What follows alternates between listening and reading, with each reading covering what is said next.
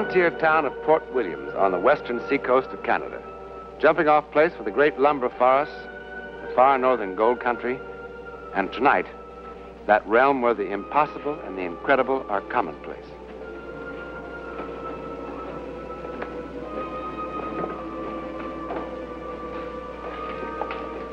The Port Williams Hotel.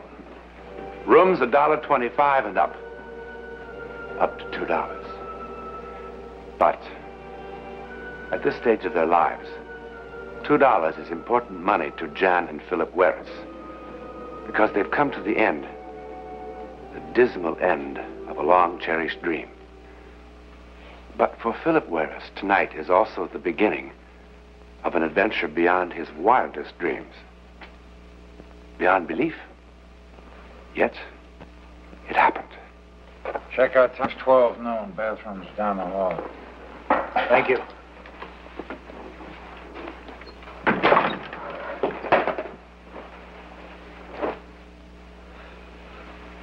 Well, we've sure come a long way, haven't we? I guess we can stand it here for one night. Yeah. Oh, Bill, it's not the end of the world. Anyway, what have we lost? 8 or 9 months? That's not all we lost. We lost the farm, every dime we saved. You didn't even have enough money to buy a pair of shoes or dresses. That lousy flat we lived in for 3 years. Hamburgers or spaghetti every night, month after month. You don't like my spaghetti? And I've given you nothing but a bad time ever since we've been married. We stop? Ooh, so you were a bust as a farmer. You're a darn good newspaper man. The Gazette'll be very glad to have you back. You'll see. Oh, sure. All I have to do is tell them I'm coming, and they'll arrange a ticker-tape parade around Dominion Square. Why don't you go down and get the train tickets? The walk will do you good. Because I don't have the money. What? I said I don't have the money. What about the money from the farm? Well, we didn't get $3,500 the way I said. We only got 28. 22 we owed on the mortgage, and the creditors got the rest. You mean we're broke? Not even enough for a train fare? Not even enough for this room for very long. Oh, that's why you were so depressed. What are we gonna do, Phil? Well, I'll try to get a job. I don't know what, but we won't starve. Well, look, we will be able to save enough to get back to Montreal eventually. Eventually? How long is eventually? Look, I know I made a mess of things. Oh, baby, now please don't cry. We'll make out. Okay.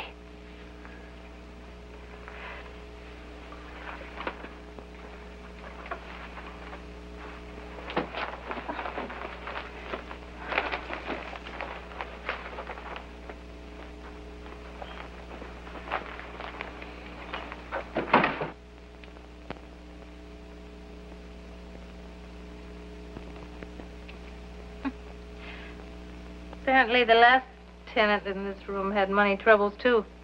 He went right to the heart of the problem. The Gold Miner's Handbook.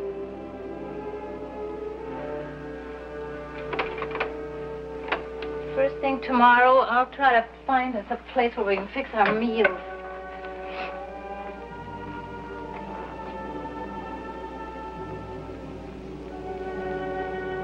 Phil?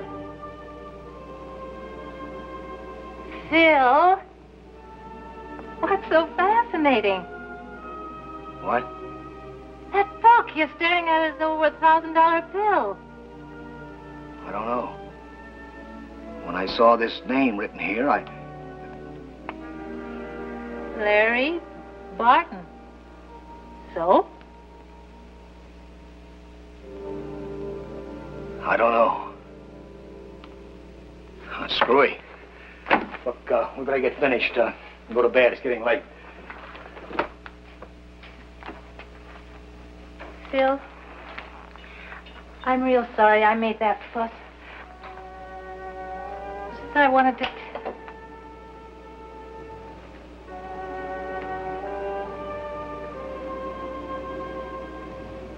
Phil. Phil! What's the matter? You tell me. Tell you? What? Phil, what is it? What's the matter? Nothing?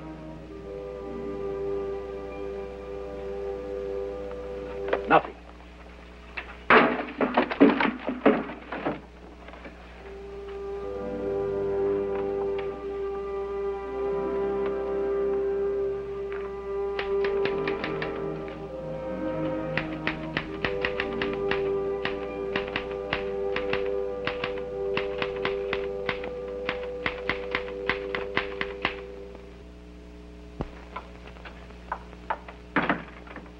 Get up.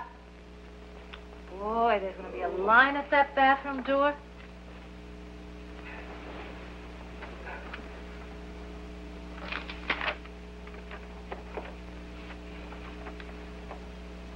Port Williams, September 7th, 1960. Out of the gold country of the far north today came a shocking story of the corruption of the human spirit caused by the poisonous erosion of greed. Just 3 months ago, Lawrence Barton, 42, and his 38-year-old brother, Robert, took the train from Quebec to this west coast port town. After purchasing gold mining equipment and supplies here, they embarked for Skagway, and there set out on horseback for the vast country of the Canadian Yukon. The club-footed Lawrence and his younger brother... Club-foot. That's laying it on a little thick, isn't it? Maybe, but it's got a great start. Such modesty. Since when did you become a writer? I didn't write this. You didn't? Are you serious? Now, wait a minute. I do recall waking up. Yes, I woke up suddenly, thinking about that gold miner's handbook for some strange reason. And I got out of bed, and I picked it out of the wastebasket. But that's all I remember. I don't recall writing anything or even going back to bed. Boy, get into the shower and wake up.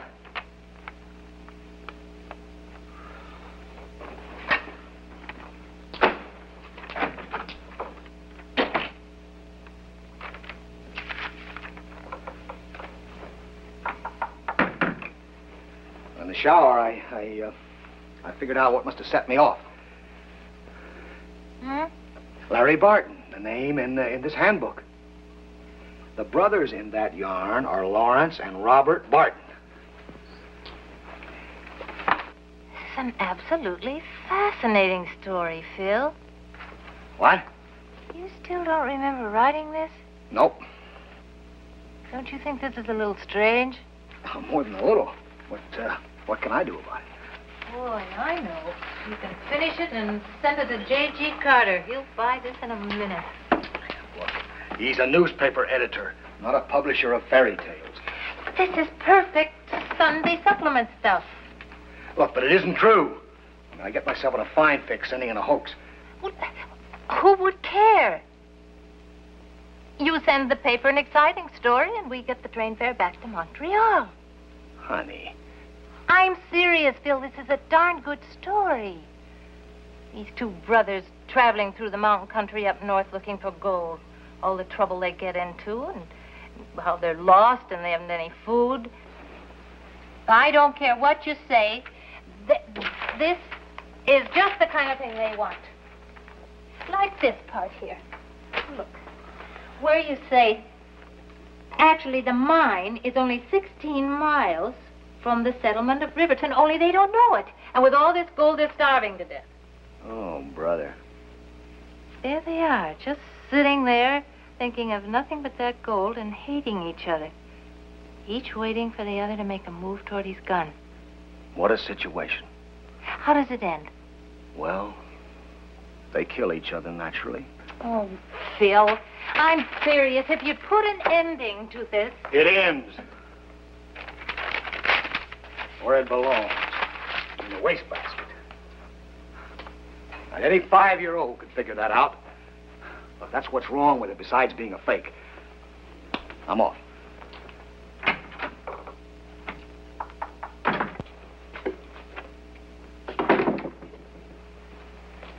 Oh, Mr. Warren, the train just came in from the east.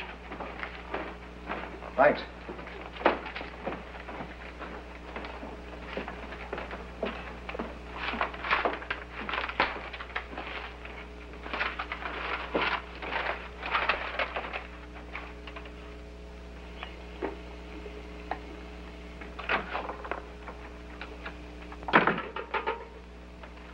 What about this? Take a look. They bought it. Brothers kill each other over gold discovery by Philip Warris. How about that check? Jan, I simply don't think... Phil, listen, I cut out every reference to that clubfoot. Read Carter's letter. Says it's a first-rate job of reporting. He doesn't even object to the ending. Keep reading. A follow-up story? Yes. They've already sent a man to Quebec to dig up background material on the Barton family. What do they think about the brothers who killed each other? And what about the mine? Who gets it? Don't you see the wonderful possibilities of exploiting this story? And they'll want pictures, too. Of the mine, of the bodies, of me. Oh, you're making a celebrity out of me. Do you know that? A fraud. Well, the least will happen, I'll never work for another newspaper as long as I live. Sorry, I just didn't think of all those things. I'll say you didn't think.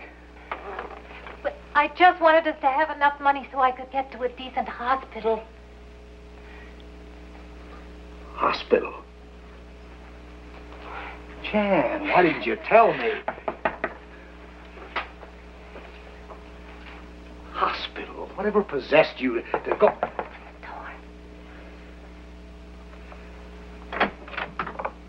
Yes? Mr. Warris? Philip Warris? Yes? I'm Mrs. Lawrence Barton.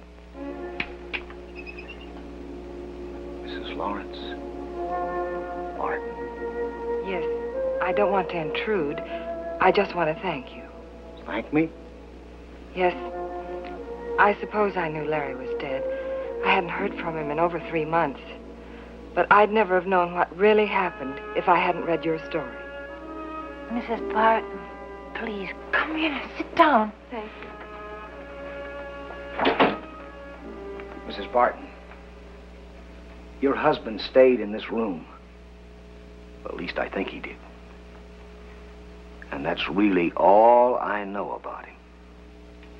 Well, I don't understand. Are you the Philip Warris who wrote this story? Yes. I wrote it. But I made it up, Mrs. Barton. What? Why are you lying to me? I'm not. When we took this room, we found a book belonging to your husband with his name in it. And I unconsciously just used his name. But the rest was sheer fiction, believe me. Oh, Mrs. Barton, I know I did a terrible thing. An unforgivable thing. But it just never occurred to me that Larry Barton would have a wife somewhere. I just didn't stop to think. Mrs. Barton, this is not his fault. It's mine. I sent that story in. You see, we needed money. Oh, stop it! Stop it! Are you both insane, or do you think I'm a complete fool? I can't imagine why you're trying to do this to me. But I'm going to claim my husband's body, and Robert's too. And you'd better not try to do anything further to prevent me. Mrs. Barton, please, wait a minute, wait. Now, Mrs. Barton, does your husband really have a brother named Robert? And did they go up north together? But what about the other things of the story? Well, I mean, they can't all be true. Their ages, their deep affection for each other. Mr. Warris, what do you want of me? Mrs. Barton, I don't know how to explain this to you. It's all an impossible, horrible coincidence. My husband did make up that story. So you see, your husband's probably alive. I'm sure he is. Well, if he is, I'm going to find him. Spartan, I'll help you. Believe me, if he's alive, I'll find him. Please.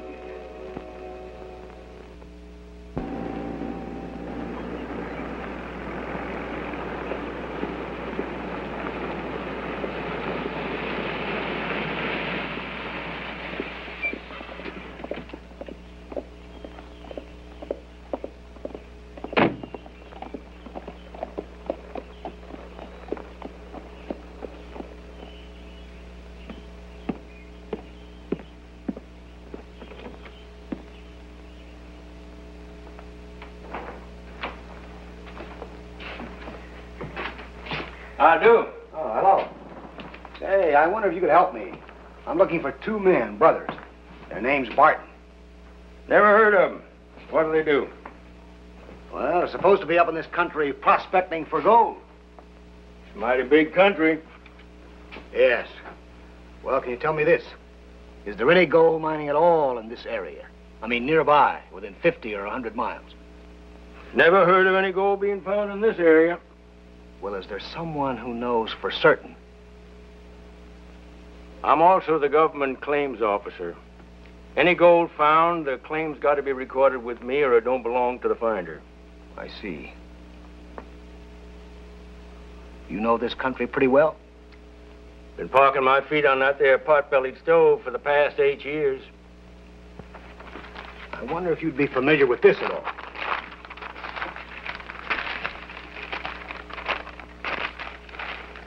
Just 16 miles east of Riverton, they came upon their first sign of human habitation in more than 11 weeks. A miner's cabin on the south shore of a small, heart-shaped lake. But there was no one in the cabin. They forded the shallow water and came upon a small, one-man mine.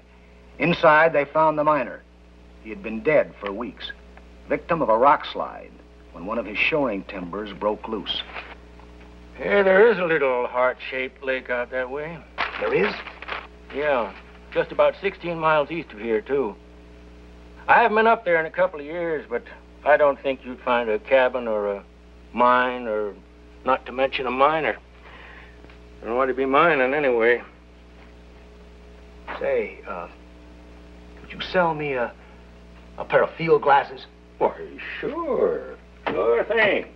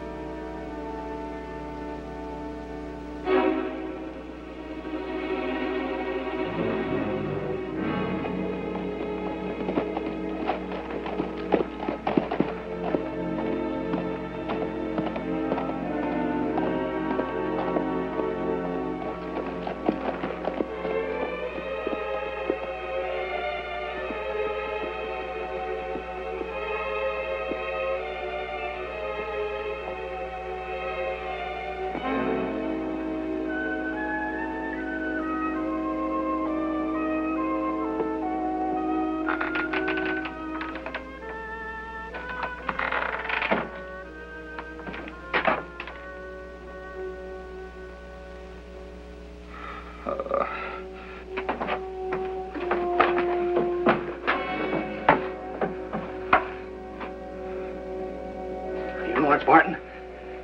Robert. Where's your brother? In the mine. Where's that? At the other end of the lake. Yes. I know where it is. All right. Come on. I'll give you a hand into the bed. Come on. All right. Here we go.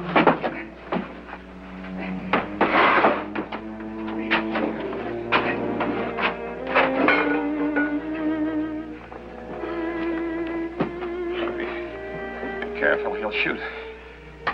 Careful.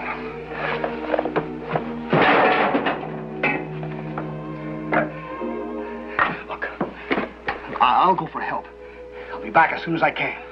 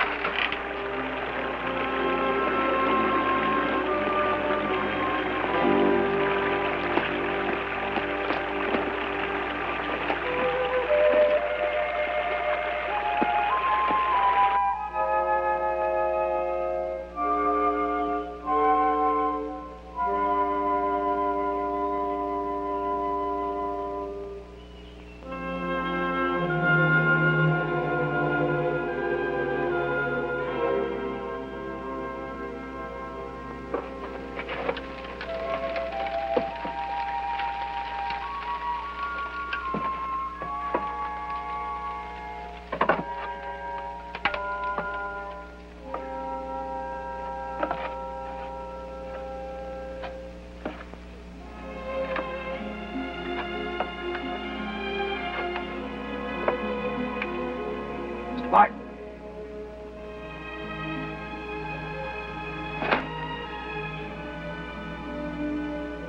Mr. Martin. Mr. Martin, your wife is very worried about you.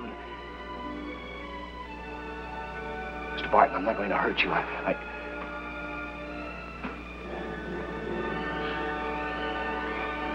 Mr. Martin, your wife is in Fort Williams, and she wants... Mr. Martin.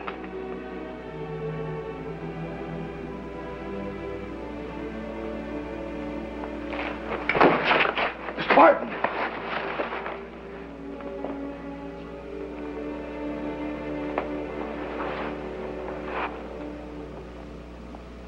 Lawrence Barton was dead. He was dead from cold and hunger.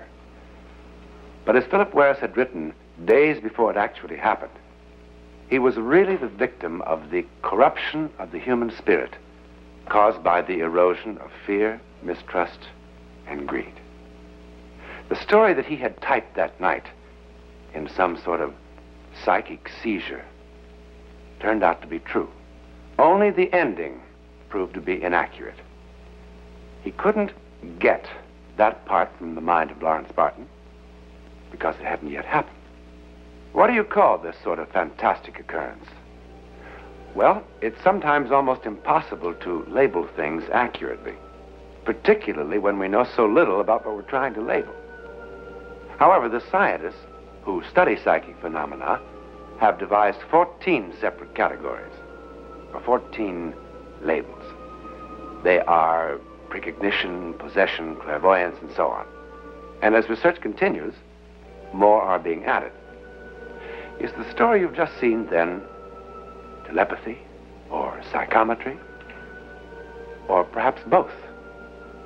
Or perhaps both and more? No one can say yet for certain. All that we can say for certain is that the story you've just seen is not fiction.